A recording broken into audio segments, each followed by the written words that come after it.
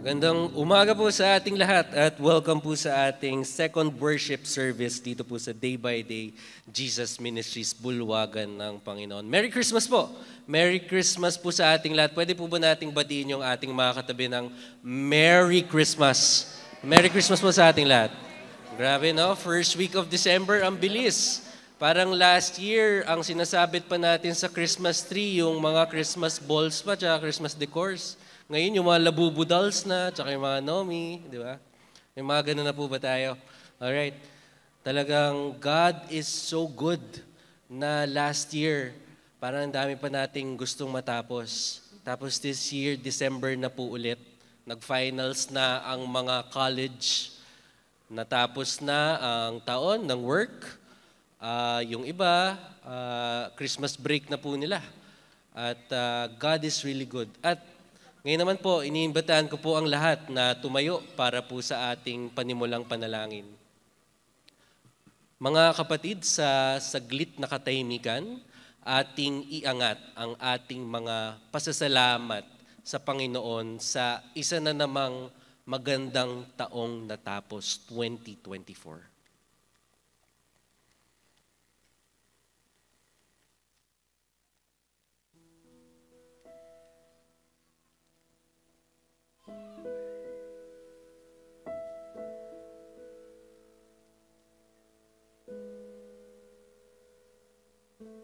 God,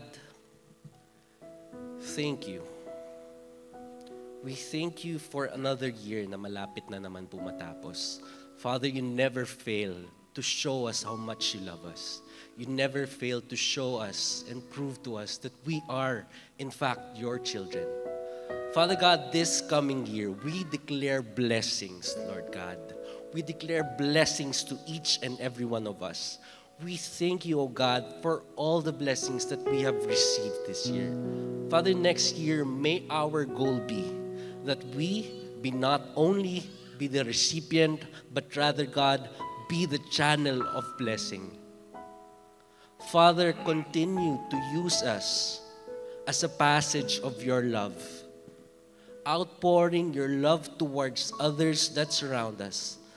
Father God, we thank you for the opportunity that we have right now. Nakasama po namin ang aming mga pamilya. Kasama po namin ang aming mga partner sa buhay. Kasama po namin ang mga kapatid, ang anak, ang aming pong mga nanay at tatay. Father, you really are so good. And may we remember that in our bad days, you are still here with us. You are our Emmanuel, O God. You are the God that would never leave us. You are the God that would never forsake us. And Father, today, we bring back all the honor and glory through our praises. Father, today we will sing for you, O God. We will clap for you, Lord. We will dance for you. God, we worship you in this place. Maraming salamat po, Panginoon. In Jesus' mighty name we pray. Amen. Glory to God in the highest and peace to His people on earth. Let's celebrate His goodness. The kingdom of God is in our midst. The kingdom of God is in our hearts. Praise the Lord. He is with us. Our God is with us. Praise you, Jesus.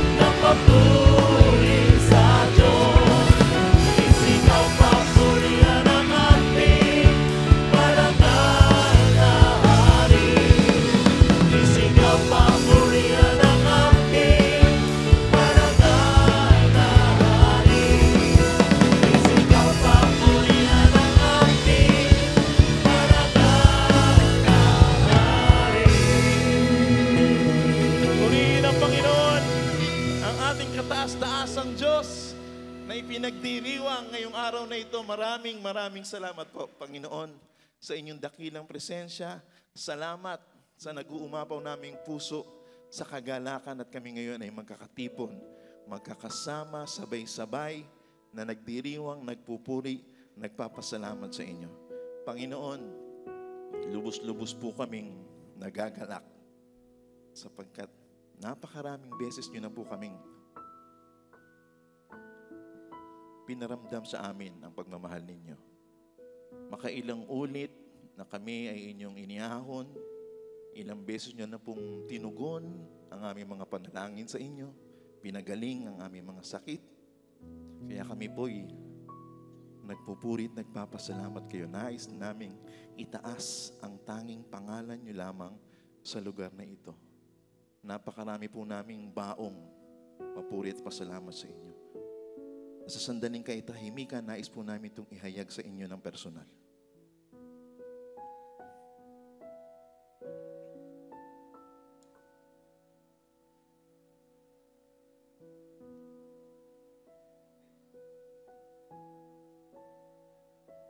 Praise you, Jesus, our holy God, Almighty. We exalt your name forever, Lord God. Praise to the holy name of your Son, Jesus.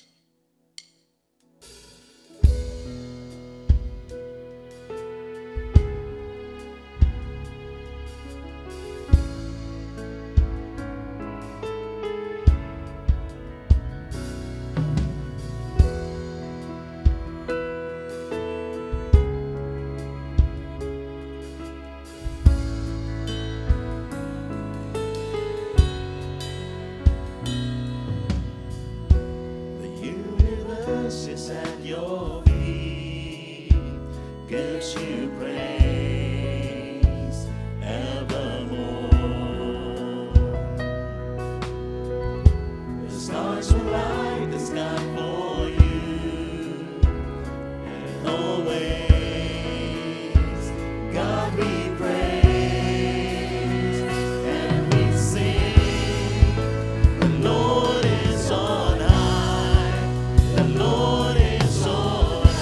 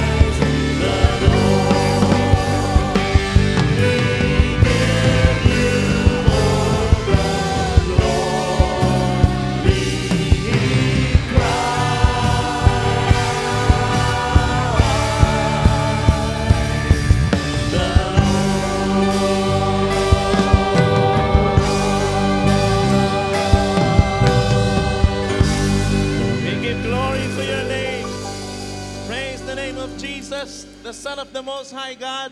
We praise you, we glorify you, we thank you. Maraming salamat po, Panginoon, sa pagkilos sa aming kalagitnaan at nanalangin po kami na patuloy po kayong manahan sa aming mga puso't isipan. Sa pakikinig namin ng inyong mensahe, dalangin po namin na kami ay maliwanagan sa lahat ng bagay na nais nyo iparating sa amin. Gamitin niyo po ang inyong mensahero na daluyan ng inyong kapangyarihan, pag-ibig at pagpapala. Sa pangalan ng Panginoong Jesus, ito po ang dalangin namin. Marami tayong nakasanayan na iba't ibang anyo, kulay, hugis, amoy ng Christmas gifts. Ano ba ang paborito nyo, tinahanap-hanap? Let's search for other essential but abstract gifts of the birth of Jesus. Huwag tayong magpalimit sa mga material and well-defined meaning and forms of gifts dahil maraming abstract. At yan atin ngayong hihilingin sa Panginoon na ipakita sa atin para ating pakinabangan at maipamuhay. Other gifts of Christmas. Salamat, Panginoon, sa Paskuhan, sa ideya ng aming ipinagdiriwang. Nawa patuloy na lumalim ang pagkaunawa namin sa kahulugan ng pagkakapanganak bilang tao ng iyong anak na si Jesus. Maipamuhay namin ang mas mabubutit malalalim na kahulugan nito, lalong-lalo sa mga pang-araw-araw na pamumuhay namin. Kayo po ang mangusap, kayo ang magbigay ng mensahe sa aming lahat. Turuan niyo po kami sa ngalan ng iyong anak na si Jesus. Other gifts of Christmas. Matthew 1:18. This is how the birth of Jesus came about. His mother Mary was pledged to be married to Joseph, but before they came together, she was found to be pregnant through the Holy Spirit. Alam na natin to. Paulit-ulit, pabalik-balik nating ginugunita tuwing Kapaskuhan at sa ibang araw din naman. Pero hanapan pa natin ng iba pang blessing. Ito ang istorya ni Maria. Kasi simula pa lamang ng kwento, meron na agad conflict. Because she was pledged to be married. Sa kanilang kaugalian, dalawang points ang pag-aasawa. Isa betrothal, yung pledge, and then the actual ceremony. But after the betrothal, bilang na mag-asawa na kayo. Parang gano'n na ang trato. Exclusive na kayo. And it was during this period when she was found to be pregnant. Kahit nga ngayon, hindi rin madaling to be found pregnant without a visible husband na lawfully married, mga ganyan mga issue. Lalo na nung araw, 2,000 plus years ago, in a very conservative society like where they were. Dahil sa Deuteronomy 22:20-21, if no proof of the young woman's virginity can be found, she shall be brought to the door of her father's house, and there the men of her town shall stone her to death. Pag merong isang babaeng nag-asawa, pagkatapos hindi niya napatunayan na siya ay untouched, bigla siyang hihiyain, dadalin pa sa harapan ng bahay ng ama niya para pati ama niya ay mapahiyarin. Tapos, babatuhin siya hanggang mamatay. Deuteronomy 22:23-24, if a man sleeps with a virgin pledged to be married, you shall stone them to death. So puro batuhan ito hanggang mamatay. And the birth of Jesus was ushered by conflict with the Jewish law. It was ushered by a virgin conception, which is an out-of-the-boxness. Never heard of. Have you heard of a virgin conception? Diba? Kaya napakalaking controversy ang nalikha. Pagka ina-appreciate natin yung Pasko, yung parang Christmas card drawing na tahimik, may mga tala, nakikislap-kislap dyan, tahimik na tahimik. Hindi naman talaga gano'n ang simula eh. Conflict agad. Malaking conflict. So Matthew 1:19, because Joseph, her husband, was faithful to the law, eto na yung law, pasok ang law sa kwento. So alam mo na, the law requires batuhan. But Joseph, her husband, was faithful to the law and yet did not want to expose her to public disgrace. He had in mind to divorce her quietly. So hindi pa man sila nagsasama, divorce na ang magaganap.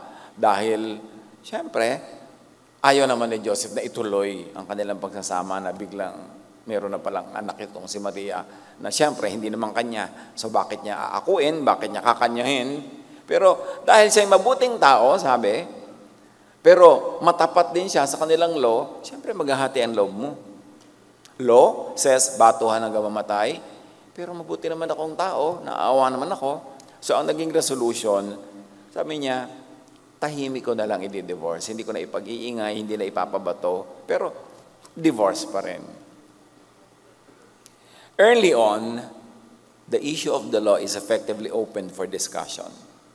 Something that people who appreciate the Christmas story gloss over. Na meron ditong subtle topic na nagaganap. Habang sa ibabaw ay nagaganap yung kwento tungkol kung paano ipinaglihi, pinagbuntis si Jesus, meron din ibang issue pinag-uusapan, yung law. Kung paano ito nakaka-apekto sa buhay ng mga tao at ano ang relevance ng pagkakapanganak ni Jesus sa law. Kung paano ito patuloy na i-handle ng mga tao who were under the law. The arrival of Jesus brings one foot of Joseph stepping towards grace. Di ba? Grace na yan. Kasi sabi niya, nakakaawa naman, huwag na lang maibisto, huwag na lang maipabato. With the other foot still planted on the law, pero divorce pa rin. So, is this representative, symbolic of all humanity? Solo lang ba ni Joseph ang isyong ito? O ito ngayon ang magiging issue ng buong humanidad dahil dumating si Jesus at nabuksan ang topic na ito? Conflict between the faithfulness of the law and humanity and love is touched on very, very subtly. At yun nga ang pilit natin ngayong inuungkat. And this early on, examine where your very own two feet stand now in relation to grace and the law. Kasi tatahakin natin itong discussion na ito bilang isang issue na nabuksan sa pagdating ni Jesus. Now, relevant to Mary's marital status, Deuteronomy 24:1, if a man marries a woman who becomes displeasing to him because he finds something indecent, which is very subjective, something indecent about her, he should write her a certificate of divorce, give it to her, and send her from his house. A husband could divorce his wife easily for any big or small reason. Basta niya, I divorce you, period. Tapos ang kwento. Walang hearing, walang usapan, walang argumento. Tapos. But Malachi 2:15-17 talks about this thing also. Don't ever be unfaithful to your wife. God hates anyone who is cruel enough to divorce his wife. Here is ambivalence and conflict. Akala mo, suklay na suklay, ayos na ayos lahat yung verses, agreeing with one another. Nakita mo, yung a husband, as provided by the law, can just easily discard his wife. Pero sabi naman dito, God hates anyone who's cruel enough to divorce his wife.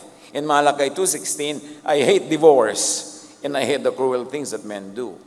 Don't cheat your wife. And many people have very strong opinions about divorce. Actually, quote these verses mostly out of context. Divorce that is self-serving only to the man, meaning the strong, and gravely damaging to the woman, meaning the weak, is the kind of divorce God hates. Sabi niya, I hate it. You men, you are unfaithful, taking advantage of your situation, and you are divorcing your wife because you are privileged by the law. Later, Moses required men to at least issue a certificate of divorce, giving the woman token protection from further abuse. Kasi noon, pwedeng, ako si husband, meron akong gustong ibang makasiping na babae, pero unlawful naman yun, i-divorce ko yung asawa ko ngayon, I divorce you, period. And then papakasalan ko yun, at pag nagawa ko na yung gusto ko, i-divorce ko rin siya, I divorce you, period. Then balikan ko yung dati kong asawang iniwan na, halika na, babalikan na kita, wala man lang kalaban-laban yung babaeng yun. Kaya sabi ni Moses, mag-issue kayo ng certificate of divorce, ha? May panghawakan man lang yung babae na dinivorce mo na siya at pwede ka na niyang hindi tanggapin kung gusto mo na naman makipagbalikan. But divorce remained acutely disadvantageous to women kahit mayroong papel. Jesus would correct this imbalance and protect women from being unfairly divorced and deprived of husband and family, of security, identity, and even dignity. Matthew 19, 3-9. Some Pharisees came to him to test him. They asked, "Is it lawful for a man to divorce his wife for any and every reason?" Kasi yun talaga gaganap, for any and every. Yung amoy balakuba ka, divorce. Ayoko na amoy ng paa mo, divorce. From small to big reasons. Kaya sabi na, tinetest ang Pharisees si Jesus, pwede ba talaga? Anong tingin mo? Kahit ano na lang, at lahat na lang ng dahilan, pwede? Because that was the practice. It was a test. If Jesus said, yes, pwedeng i-divorce ang lalaki according to the law, then he was not that loving. But if he said, no, huwag i-divorce, then he was unlawful because the law allows it. Lose eh. Wala kang win pagka hindi ka marunong sumagot. Matthew 19, 3-9, sa pagpapatuloy, sabi ni Jesus, haven't you read? He replied, a man will be united to his wife, and the two will become one flesh. So they are no longer two, but one flesh. Therefore, what God has joined together, let no one separate. In other words, sinasabi ni Jesus, no to divorce that is self-serving to the man, to the strong. No to divorce that is disastrous to the woman or to the weak. Na-qualify. Why then, sabi ng mga nagtetest sa kanya, did Moses command that a man give his wife a certificate of divorce and send her away? Hindi ba pagpayag din yun? Basta bigyan lang ng certificate of divorce? Jesus replied, Moses permitted you to divorce your wives because your hearts were hard. But it was not this way from the beginning. I tell you that anyone who divorces his wife, and may I add in a parenthesis, for selfish reasons, except for sexual immorality, which breaks the one fleshness, and marries another woman, meaning divorce for remarriage lang pala ang gusto mo, commits adultery. Pagka nakipag-divorce ka para lamang makapagpakasal ka uli sa iba, magiging adulterous ka. Hindi yan katanggap-tanggap. May katanggap-tanggap na dahilan ng divorce, and that is unfaithfulness. Kasi na-break yung one fleshness. But anything less than that, hindi ganun ka-instantly available dapat ang divorce. In this study, we identify and define the gifts of Christmas as the eventual works and teachings of Jesus. Dahil ano naman ang kinalaman ng Belen sa divorce? Anong kinalaman ng Pasko sa divorce? Actually, yun ang underlying current ng storya. Jesus was born for people to reassess their relationship with the law. Jesus was born to set people free from all the needless shackles of the law. And one of the gifts of Christmas is protection of women in particular and the weak in general. If you like to read the subcontext and the subtext of the story. Innocent Mary could have been another victim or casualty of a man's privilege. But that was not going to happen because the issue is brought to the fore. It is brought out in the open. The grave disempowerment of women is brought into public consciousness, scrutiny, and correction by Jesus. Not to mention the issue of automatic jump to conclusions. Ano yung automatic? Nagdadalang tao, hindi naman siya yung ama, therefore makasalanan, therefore adulterous, therefore nakipag-niig sa iba, therefore dapat diborsyohin. Alam na naman nating mali yung premise. But it was unprecedented. It was understandable that a man like Joseph would think that way, but it was not always acceptable, and now the story tells us na magdahan-dahan sa pag-judge. Another subtext of the story. Jesus gifts the weak, the marginalized, with empowerment, with Jesusness. Give this gift of empowerment to the weak. Yan ang magandang Christmas gift.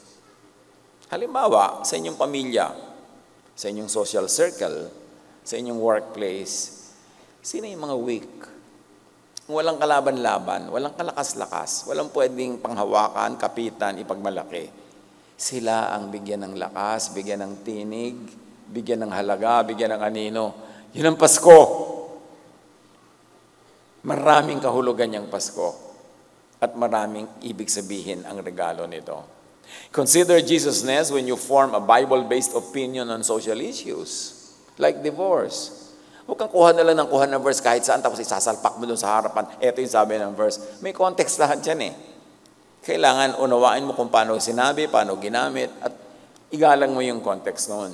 Do not just randomly pick ancient verses and mechanically apply them out of context to today's life-defining issues. May mga totoong buhay na nakataya. May mga totoong kaligayahan at kalungkutan. Totoong kahirapan at ginhawa, totoong saya at lungkot na nakataya sa bawat issue ng buhay. So magdahan-dahan sa pag-pick up ng mga verses at pag-a-apply nito dahil maaaring out of context ang iyong application, pagkatapos may mga mapahamak, may mga lumungkot, mayroong mga mabigo sa buhay. Kailangan responsible tayo sa pag-a-apply ng mga verses. At kailangan nga salain kay Jesus. Kasi kung application yan ay napaka-legal, napaka-cold, tapos very unhelpful, in fact, very harmful, kawawa ang tao. At si Jesus dumating to give people rest, to give people peace, to explain to people and make available to them the grace of the Most High God. Huwag basta verse ng verse, bato ng bato. Tulad nitong si Joseph, actually, ibabato na rin naman niya yung verse, gently lang. Pero ibabato pa rin, divorce pa rin. What would happen to Mary na ang bata-bata mo, dinivorce ka na, anong future lang yan maghihintay sa'yo? Sa isang culture tulad ng culture nila. Basta na lang basta verse. Kaya, nanaginip itong Joseph at pinigil siya ng anghel, huwag mong ituloy ang iyong napaka-verse-based decision. Kasi actually, mali ang decision mo.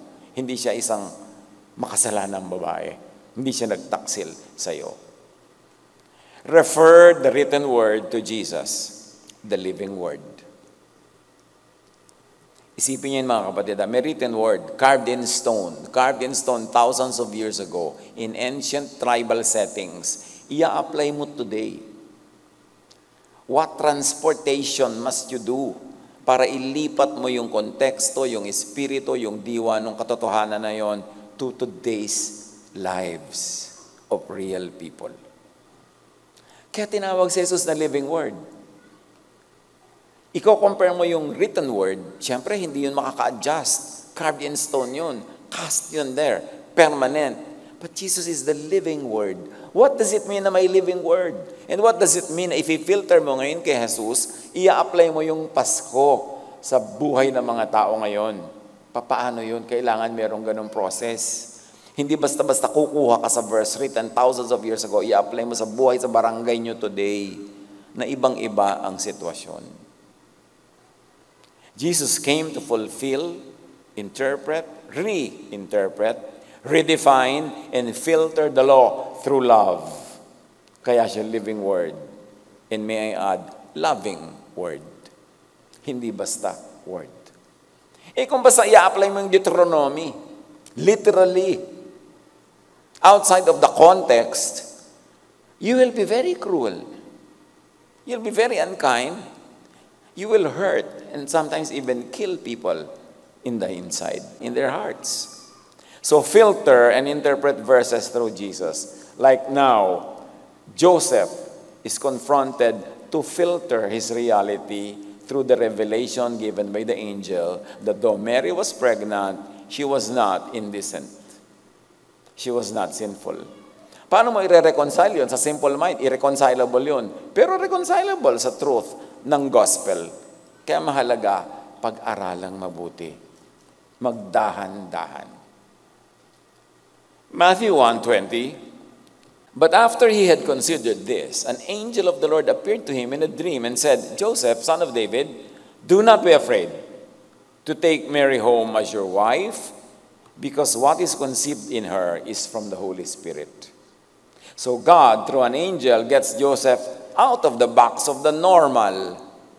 Kasi normally, makasalanan yan, batuhin na lang or i-divorce. But God gets Joseph out of the box of the law of tradition. You see? Inilabas siya sa nire-require ng law, sa nire-require ng tradition, and still remained godly. In fact, became even more godly. Hindi lahat ng paglabas doon sa letters of the law ay paglabas sa pagiging makadiyos.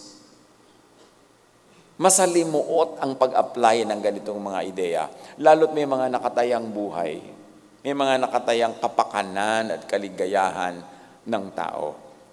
God, through an angel, opens to Joseph a heretofore unimagined door, an exit from his pagdadalawang loob, an entry into a higher plane of consciousness and spirituality, which leads us to the next gift, extra scriptural revelation.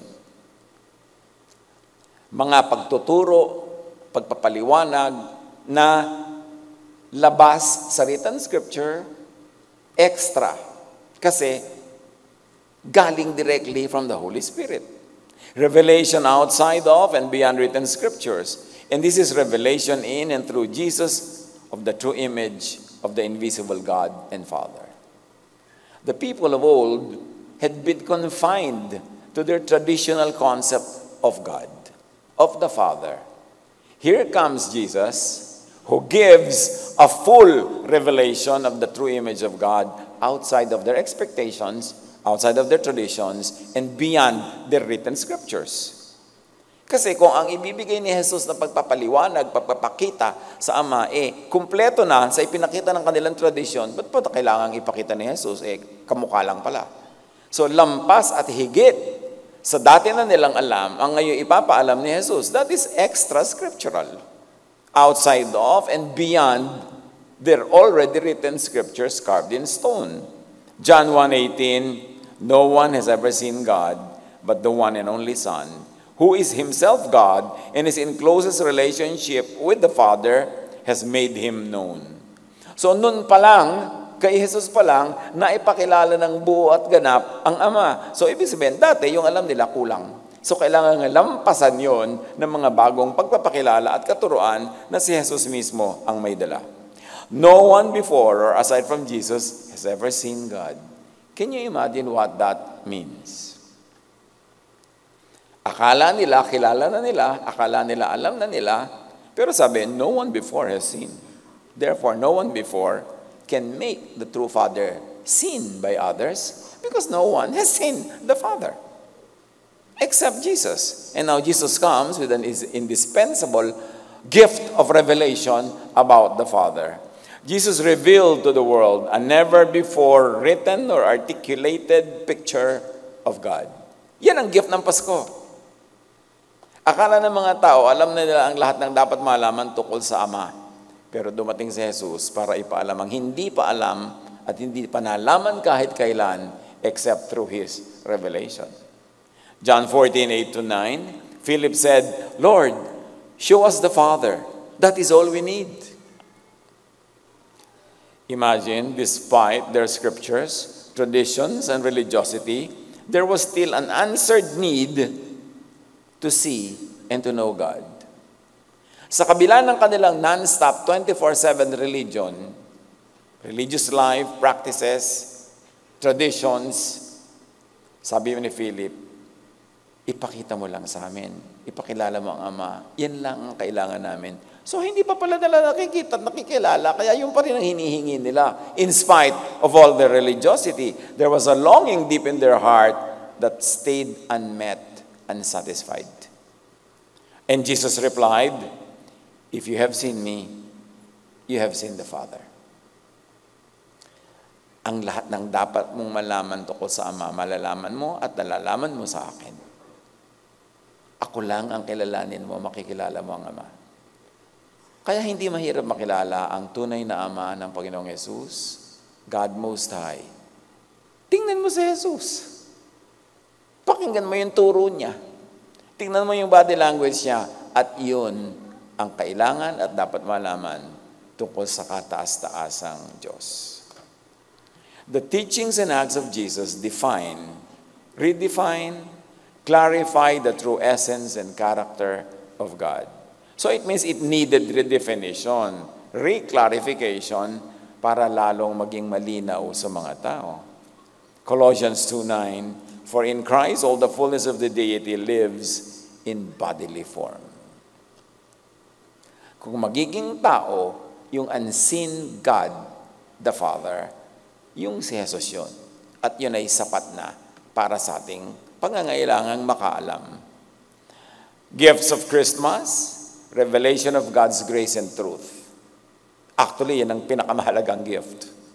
Ang na-reveal sa atin ay Diyos na hindi magagalitin, mapagparusa, mapaghiganti. Ang in-reveal ni Jesus ay Diyos amang mabuti, mabait, mapagtanggap, mapagpatawad, God who restores, God who accepts us as His children and welcomes us into eternity. This is the gift of Christmas. Because before Jesus was born and before He taught about this, iba ang pagkakaalam ng mga tao tungkol sa Diyos.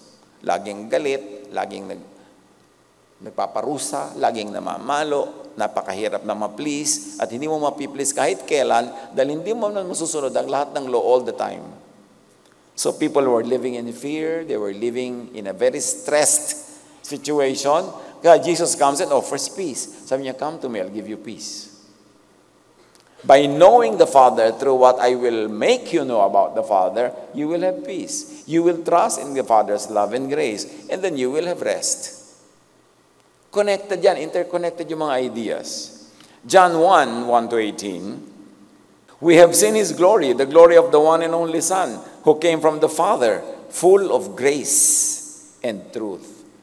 Hindi full of anger, hindi full of hatred, hindi full of pakikipag-away, pakikipagtalo, pagmamagalingan, full of grace and truth. Dapat yun ang na-appreciate natin pag iniisip natin ang Pasko. John testified concerning Him. He cried out saying, out of His fullness, we have all received grace in place of grace already given. For the law was given through Moses. Grace and truth came through Jesus Christ. In contrast, sinabi yung law through Moses and then grace and truth through Jesus. Pinagahambing para madaling makita ang pagkakaiba. The grace and truth of Jesus reinterprets and surpasses, even replaces, the law of Moses. Ngayon, kung Pasko ka ng Pasko, tapos nando ka pa rin sa law, hindi ka pa rin nakakalaya doon at sa lahat ng mga fear at mga guilt na kakambal ng law, di wala ka rin totoong Pasko. Kasi nga, yung Pasko ang dinala, yung grace, yung forgiveness, yung restoration, yung peace. Galatians 3:24-29. So the law was our guardian until Christ came. So hanggang dumating lang si Jesus yun. That we might be justified by faith when Jesus came.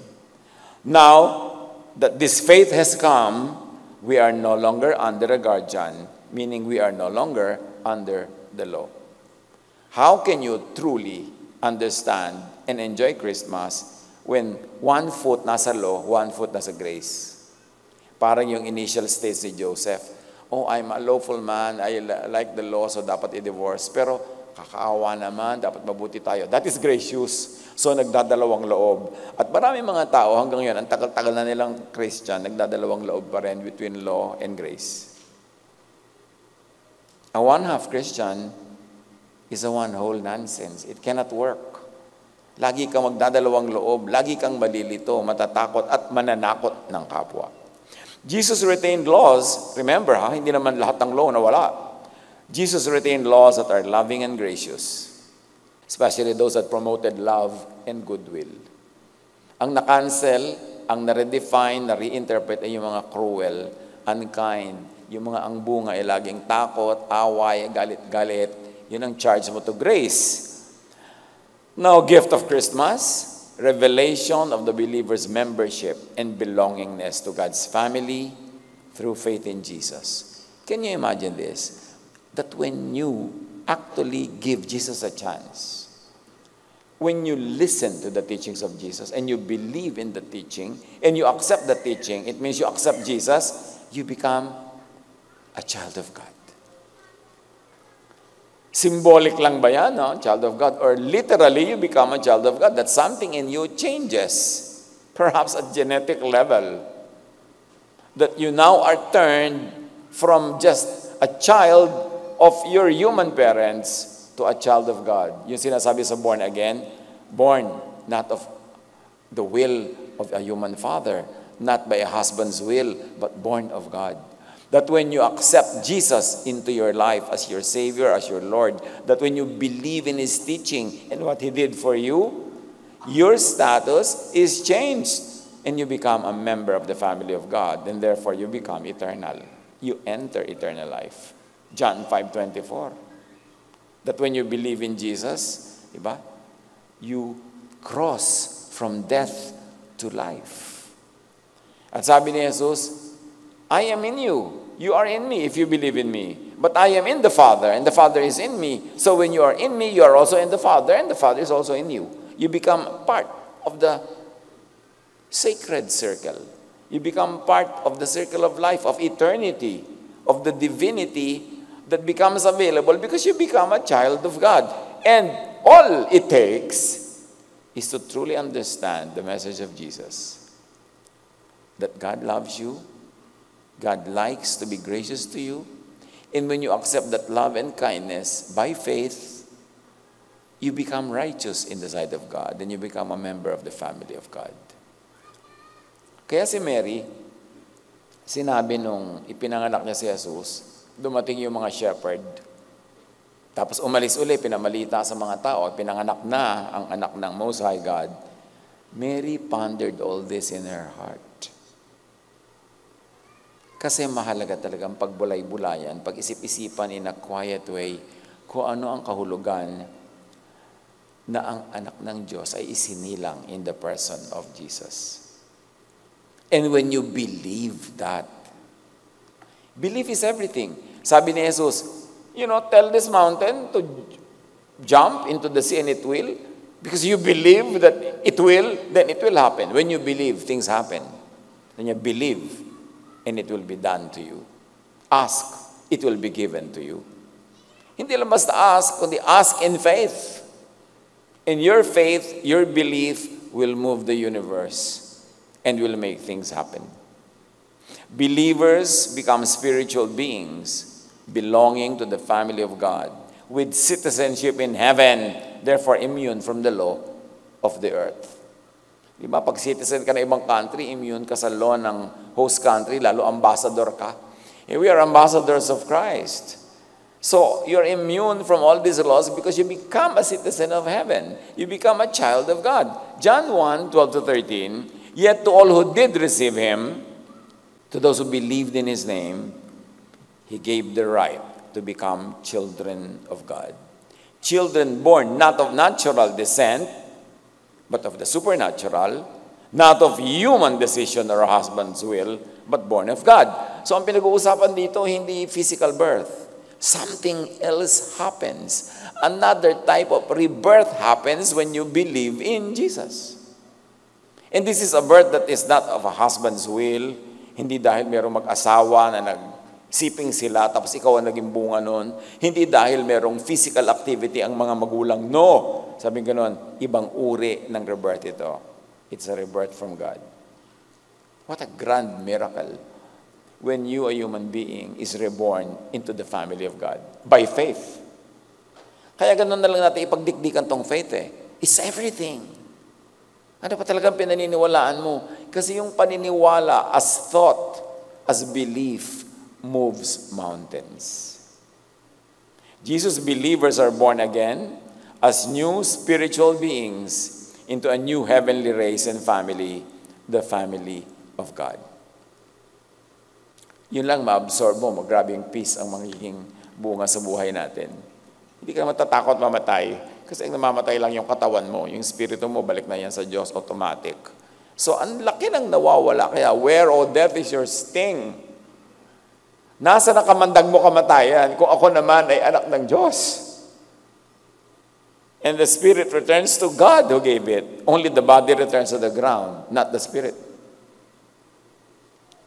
One of the nicest things that I hear from people who listen to our messages, ang dami-dami sa kanila nagsasabi na grabe ang comfort na nare-receive nila nung mamatayan sila na mahal sa buhay. Hindi ko alam what part of our messages they mean, But a lot of people tell me, nung namatay yung nanay ko, nung namatay yung asawa ko, nung namatay yung anak ko, grabing comfort ang nakuha ko sa mga messages. Perhaps galing dito sa mga pag-expound natin ng kahulugan ng eternal life, ng membership in the family of God, ng salvation by faith. Yung mawala yung takot, yung nanay ko kaya nasa na ngayon, alam mo, nasa piling ng Panginoon, napakalaking ginhawa. At hindi lang tayo nagpapaginawa, pambola, para lang guminawa. Dahil totoo. Ang importante lang maintindihan. Romans 8:14-17, for those who are led by the Spirit of God are the children of God. The Spirit you receive does not make you slaves so that you live in fear again. So ano isang patunay mo na ka na ng Diyos, hindi ka na slave, hindi ka na utak slave. And that is slavery to the law, ang pinag-uusapan. Rather, the Spirit you receive brought about your adoption to sonship. And by Him we cry, Abba, Father. The Spirit Himself testifies with our spirit that we are God's children. Ang Spirito ng Diyos, ang Spirito mo, sila mag-uusap para mo mapatunayang anak ka na nga ng Diyos. At nararamdaman mo yon. Napapatunayan ang ating kapayapaan, ng katahimikan ng loob, katiwasayan, at ng pag-ibig kahit sa kapwa. We will know. Nobody has to tell us. The distinctive of the true children of God is freedom from fear. Fear of what? Of the law. Of judgment and punishment by the law.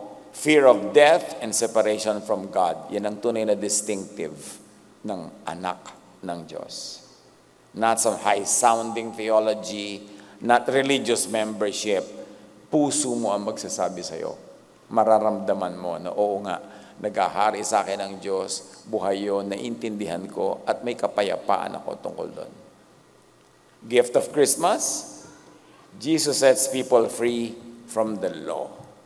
Dapat clear kasi lagi sinasabi, Jesus sets free, but from what? From the law. Galatians 5:1, Christ has set us free. This means we are really free.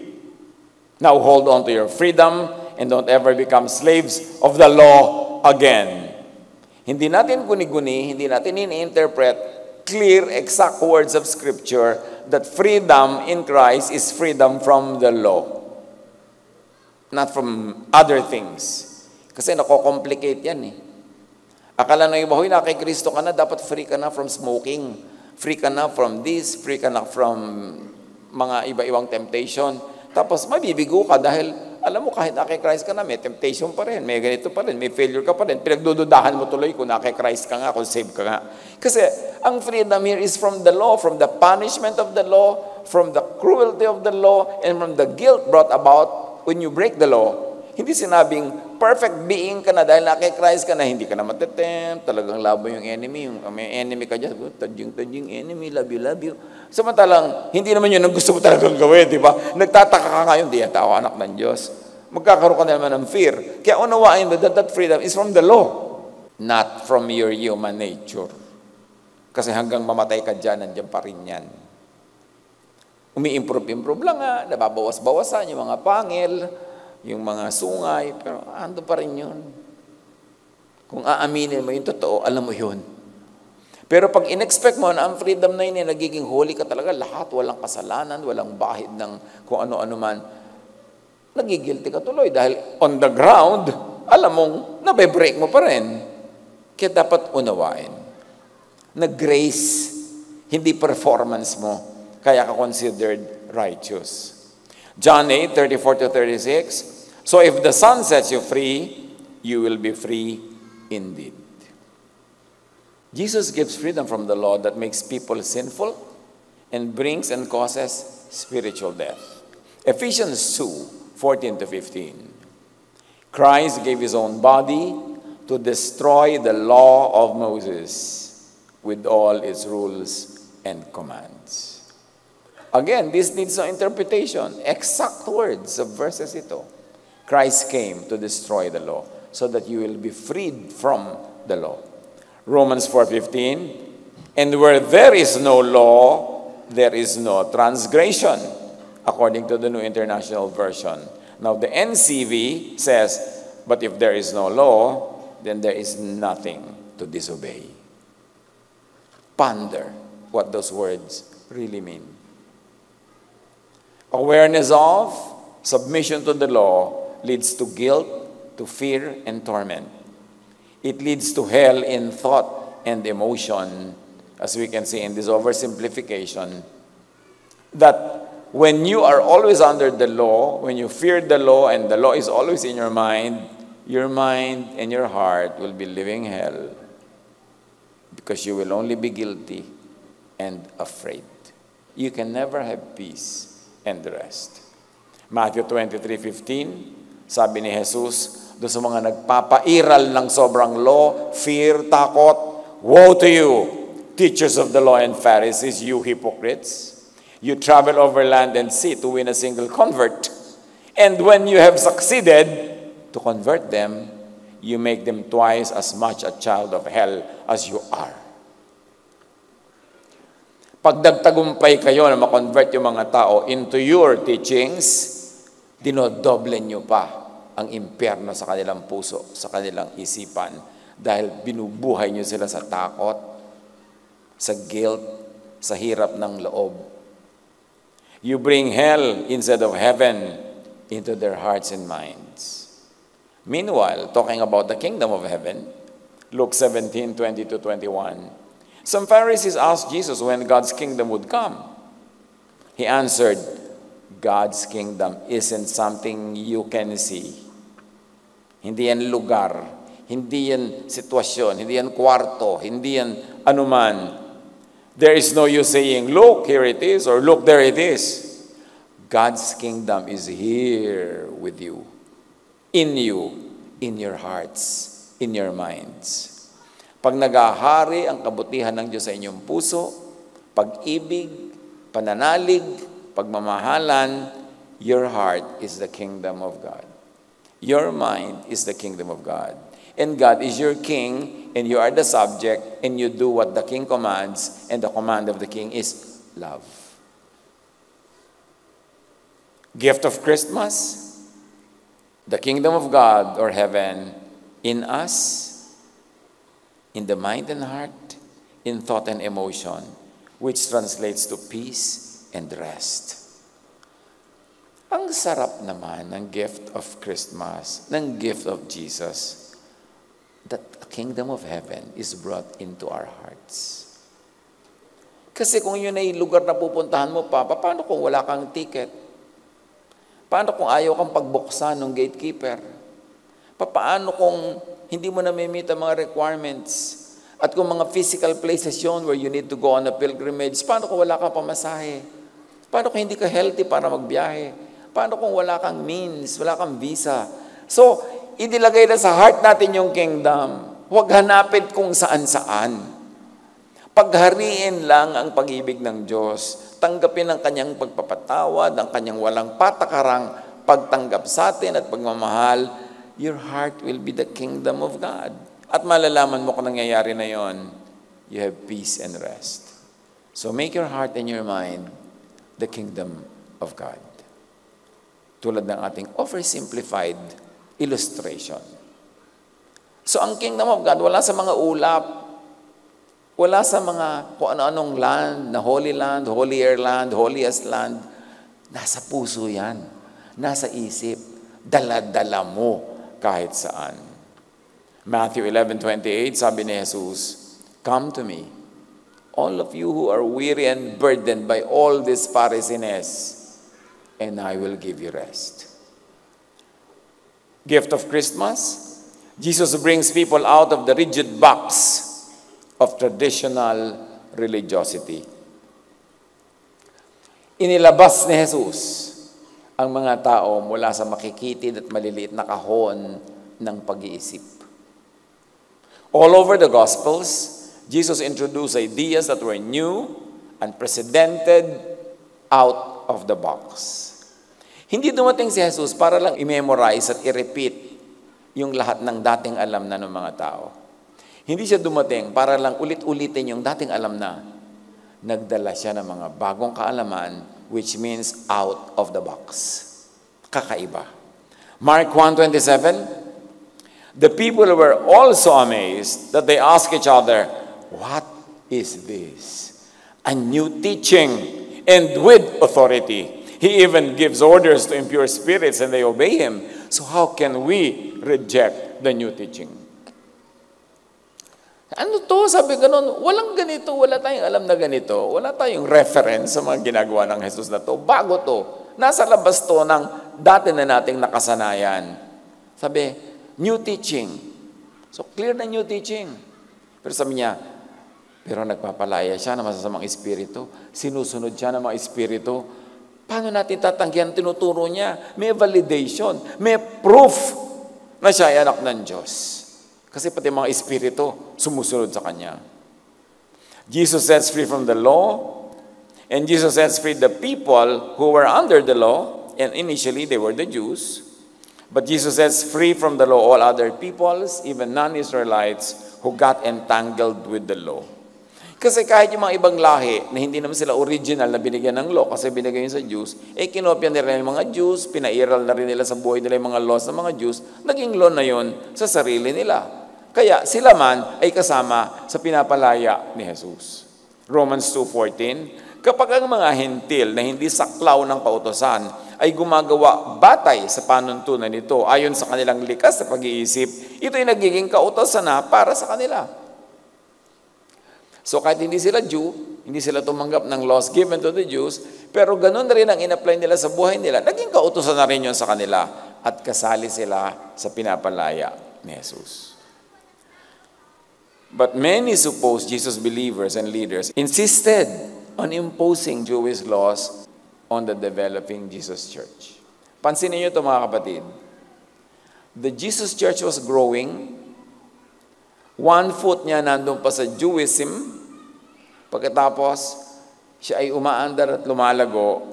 Pero may mga conservative Jewish people that had become parts of the Christian community na ipinipilit nila yung Jewish laws onto the new growing church. As if hindi nangyari si Jesus. Acts 15:1-2. Certain people came down from Judea to Antioch and were teaching the believers, unless you are circumcised according to the custom taught by Moses, you cannot be saved. This brought Paul and Barnabas into sharp dispute and debate with them. Nagtuturo si Paul ng salvation by grace. Yung itinuro ni Jesus the grace and goodness of the Father. Nagtuturo siya sa mga Gentiles at naintindihan niyo ng mga Gentiles. Pero pagtalikod niya, may mga missionary from Jerusalem, from Judea, from among the conservative Jewish people who have become members of the Christian community. Pupuntahan nila yung mga churches na yun na itinanim ni Paul at sasabihin nila to, pag hindi kayo nagpatuloy, hindi kayo maliligtas. Kailan man tinuro yun ni Jesus? Pero ito, pinaiiral na naman nila yung Jewish law even on Christian churches. Kaya galit na galit si Paul, nang gagalaiti siya at kutakot-takot na debate ang nangyari buong buhay niya dahil sa mga Jewish Christians that were turning Christianity into another branch of Jewism. Kasi noon naman simula hindi clear magkakaroon ba ng bagong church o sekta lang ito o section lang. Pero clearly, the teaching of Jesus, it is inescapable that you put up another organization that is free from the law. Meanwhile, may mga taong ipinipilit, sige, Christian kayo, niniwala kayo kay Jesus. Pero ito yung law, gawin pa rin natin. So, yun. At hanggang ngayon, ganun pa rin ang mga raging debates. Grace ba o law? Hanggang ngayon, buhay ang debating yan. This debate continued to rage through time. At naman na ng ating panahon at henerasyon ang mga issue na ito. Acts 15:5, then some of the believers who belonged to the party of the Pharisees stood up and said, the Gentiles must be circumcised and required to keep the law of Moses. So hindi na lang yung circumcision, all the other laws pa. Parang hindi nangyari si Jesus. Parang hindi sinabi ni Jesus yung mga sinabi niya. Noon pa man, the sharp debate was about old or new covenant, tradition or Jesus' new teachings, unchanging legalism or new spirit, Law or grace? Judgment or love? In other words, Pharisees or Jesus-ness? At hanggang ngayon, issue yan. Give yourself the gift of Christmas. Clarify where you really stand. Clarify the dynamics between law and grace in your own heart and mind para hindi nagdadalawang loob at hindi nahahati. Noon pa lang, may mga nagpapasok na ulit sa very young church ng Law of Moses, from which Jesus set people free. Kaya dapat talaga mag-Jesus filter. You don't know why some people are offended by the Jesus filter. Masama bang gamitin si Jesus na filter? Na lahat ng katuruan sa kanya mo salain. Ano sabi ni Jesus tungkol dyan? Tuloy ba yan o hindi na tuloy? Di ba? Ilalagay na ba yun sa freezer, sa file, sa cabinet, or sa active file? Masama bang gawing filter si Jesus? Masama bang gawing si Jesus na standard? He is the image of the invisible God. All the truth that can be known about the Father is revealed by Jesus. So siya ang dapat na filter. Kung sinabi, tinuro ni Jesus ang freedom from the law sa mga Jews, ano pa sa non-Jews? Ano pa sa Christians?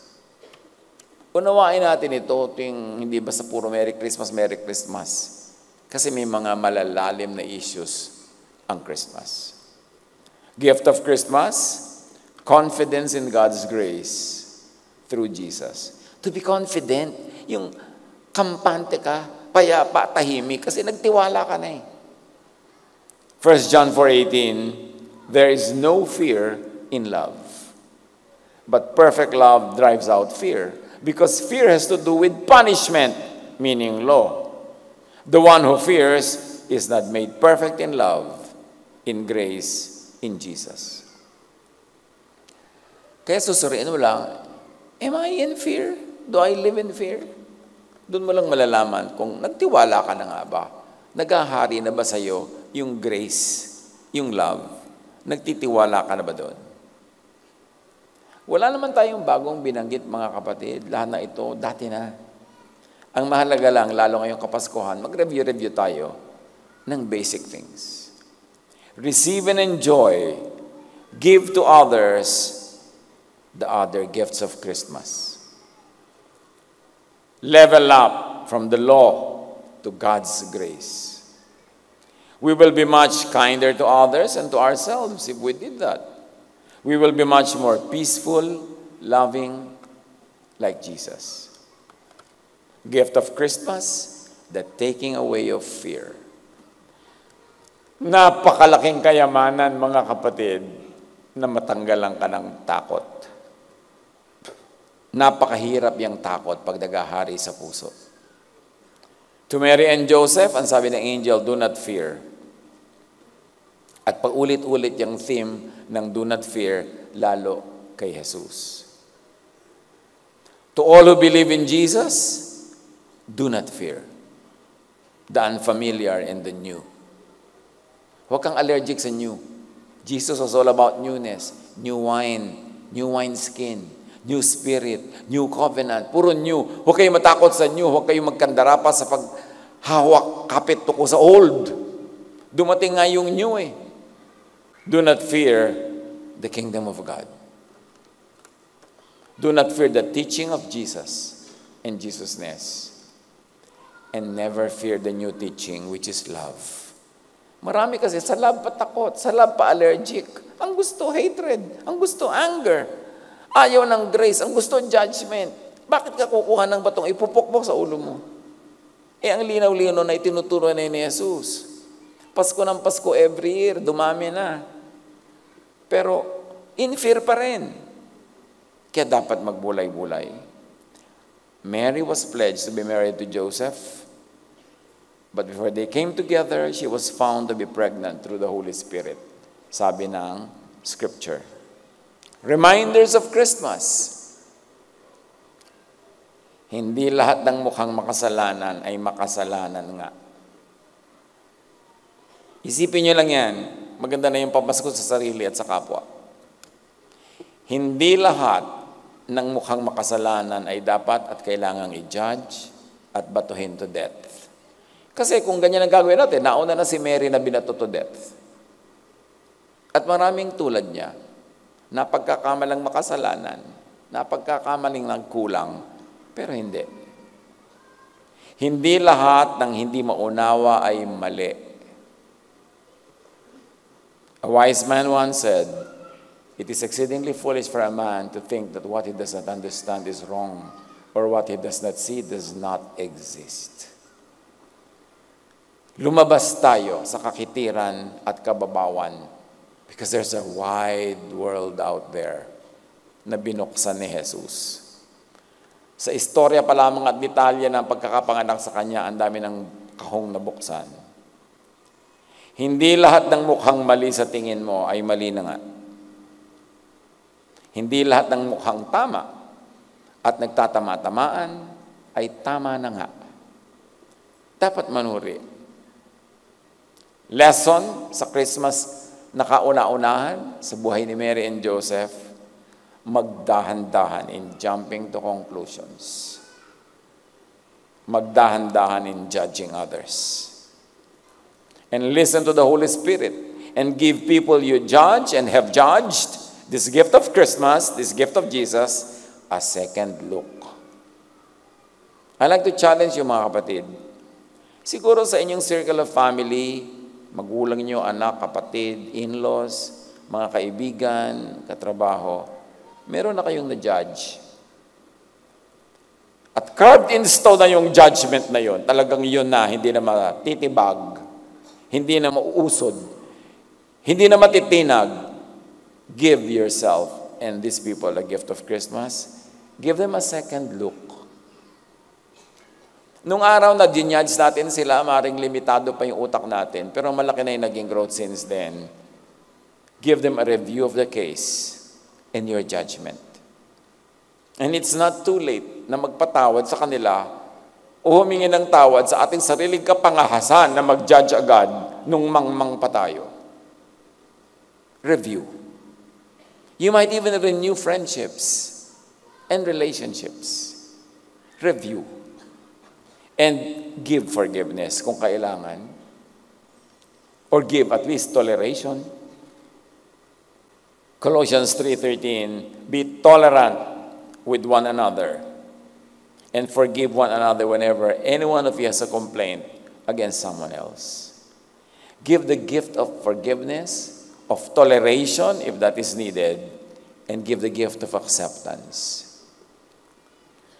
Lalo sa in-laws. Baka naman may manugang kayo, 3 na yung apo niyo sa kanya, hanggang hindi niyo pa natatanggap.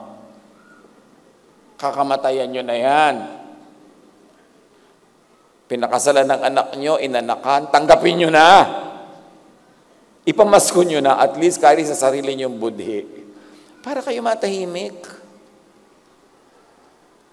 O ang sarili mong biyanan, hindi mo matanggap. Mapapalitan mo ba yan? Huwag kang mag-Merry Christmas ng Merry Christmas. Tanggapin mo yung biyanan mo, mahalin mo, magsip-sip ka sa kanya, baka mamana mo ba ang golden orinola. Aba, marami napapala ang sip-sip sa biyanan, ha? So, please naman, tigilan na natin yung mechanical Christmas card, Merry Christmas. Dibdibin natin ang kahulugan. Romans 14:1, welcome all the Lord's followers, even those whose faith is weak. Don't criticize them for having beliefs that are different from yours. So, itolerate mo kahit mga ibang relihiyoso dyan na iba ang doktrina. Sinasabi niyan mismo ng Scripture. Give people with love and understanding. That way, you and the rest of the world can have a Merry Christmas. Maligayang Pasko, mga kapatid.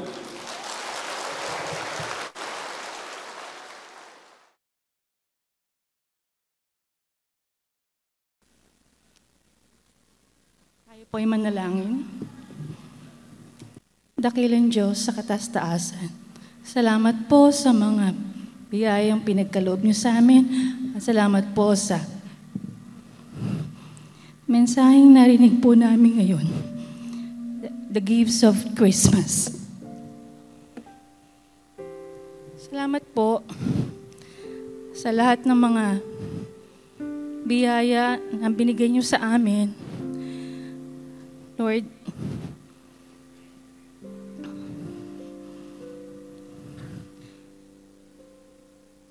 And Lord, salamat sa lahat ng mga binigay niyong na aming tinatangkilik ngayon. Kayo po ang nagbigay sa amin ng karunungan at kalakasan, Panginoon. Nawa po sa araw na to, Lord, aming ibinibigay ang aming handog at ikapo. Nawa, i-bless niyo po to. Salamat po. In this we pray in Jesus' name. Amen.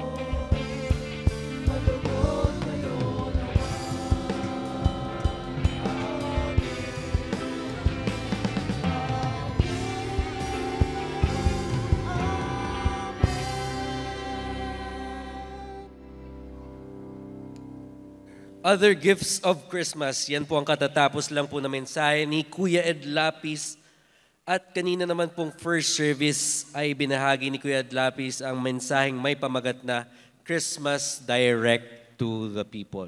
Ngayon naman po ay hinihilingan natin ang ating mga kapatiran na first-time attendees, guests o mga balikbayan po na tumayo upang kayo po ay aming makilala. Meron po ba tayong mga first-time attendees? Meron po ba? Alright. Ayun. Ay ma'am, kumusta po kayo? Kumusta po kayo? Welcome po dito po sa Day by Day. Nagagalak po kami na kayo po ay aming nakasama sa umaga pong ito. Sige po, pwede na po kayo maupo. Pagkatapos po ng ating pagtitipon ay magkita-kita po tayo sa harapan ng stage.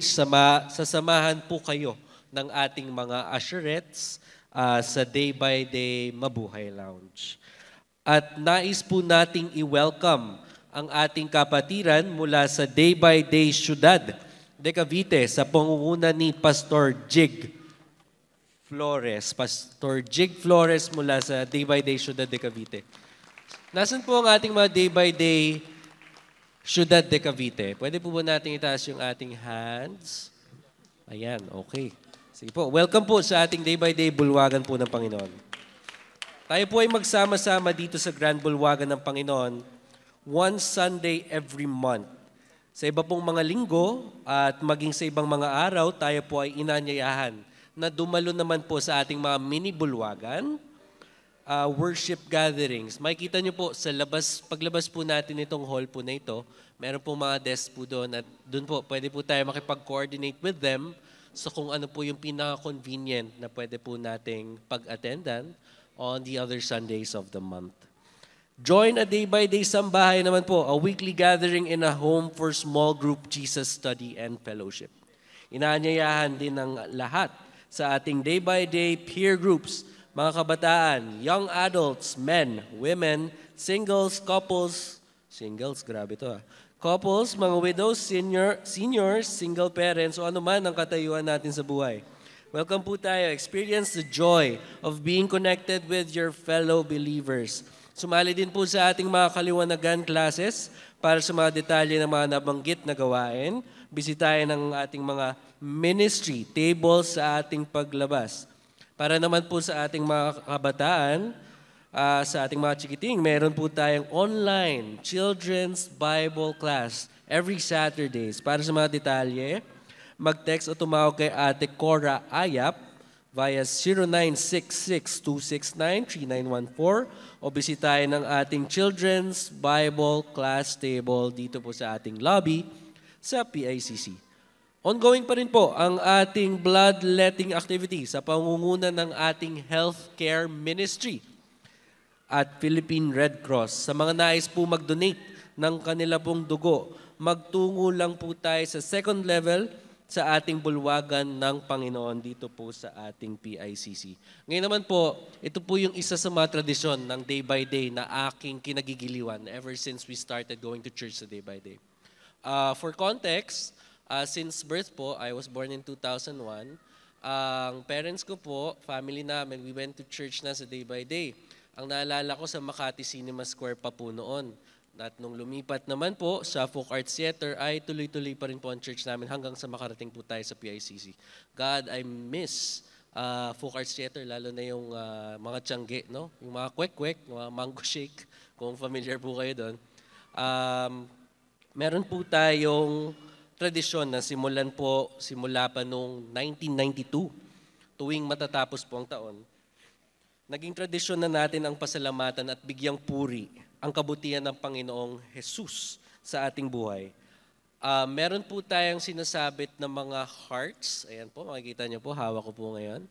Yung hearts po natin, pwede po tayo kumuha ng mga paper hearts po natin at isulat ang ating mga pasasalamat. For example po, ako po sinulat ko, Lord, salamat po na napakaganda ng nanay ko. Ayan. Pwede yun, di ba? At salamat po sa Rolex Submariner na kanyang ibibigay ngayong Christmas. Ayun. Pwede, di ba? Pwede. Alright. At isasabit naman po natin ito sa pasalamat trees na matatagpuan sa ating bulwagan. Diyan po sa gilid, makikita po natin ang ating pasalamat trees. Naalala ko dati sa folk art, sinasabit pa yun sa kisame. Mula 1992 na tradition, tapos lahat ng Thanksgiving. Naalala ko meron nun eh. Ayun. Okay. Magkita-kita po tayong muli sa ating Jesus Celebration January 19, 2025. Dito sa Bulwagan ng Panginoon PICC. Kita-kita po tayo ulit ha. Para sa mga balitang day by day naman po, panoorin po natin ito.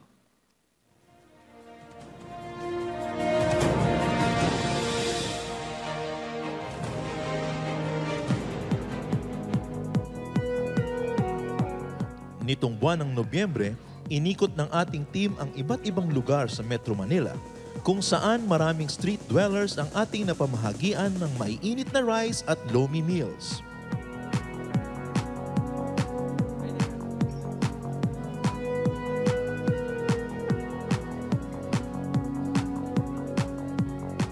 Agad ding pinuntahan ng ating team ang mga naapektuhan ng sunog sa Pasay.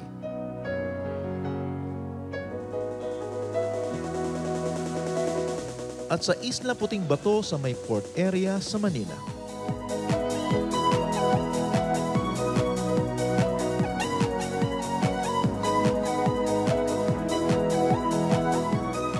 Nagdiwang na ika-31 anibersaryo ang ating Day by Day Bataan noong November 10.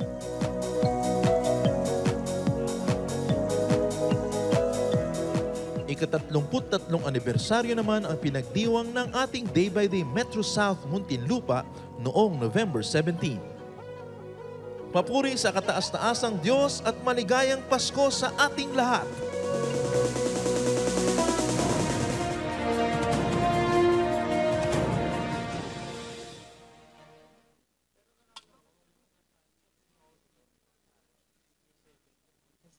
Let's all rise and pray. At patuloy tayong magpasalamat sa ating Panginoong Jesus sa hindi lamang napakagandang mensahe, kundi isang mensahe na patuloy na nagpapatibay ng ating pananampalataya sa ating Panginoong Jesus. Talaga nagpapalakas at salamat sa ating Pastor Ed na patuloy na pinagkakalooban ng ating Panginoon ng wisdom upang tayong pong lahat ay patuloy na lumago sa ating spiritual na pagkailala sa ating Panginoong Jesus. Father in heaven, we thank you, Father, again for the message you have provided for us this morning, that indeed Jesus is your gift of Christmas. And that indeed, Father, Jesus is the reason for this season. At ito po'y malagay namin patuloy sa isip at puso namin.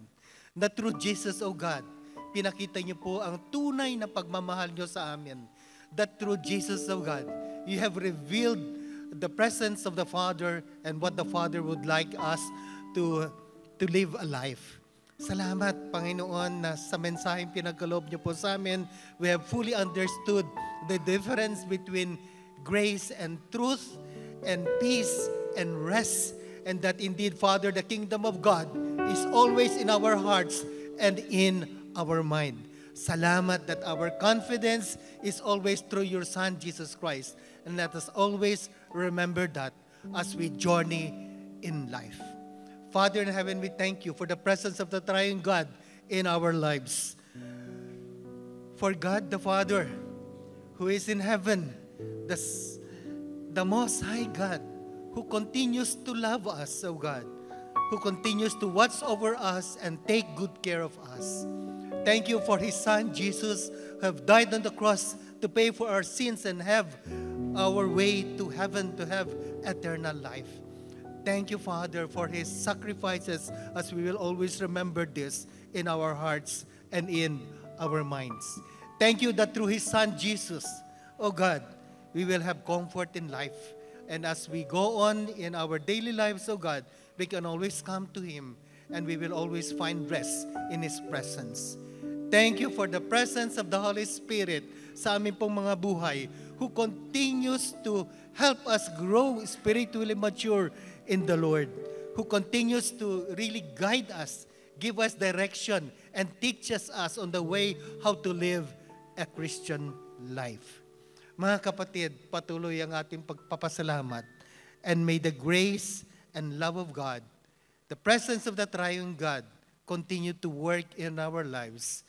And all of this, we pray with confidence, O God, believing by faith that you are always with us every step of the way. In the name of your Son, Jesus Christ, our personal Savior and Lord, this is our prayer. God bless us all.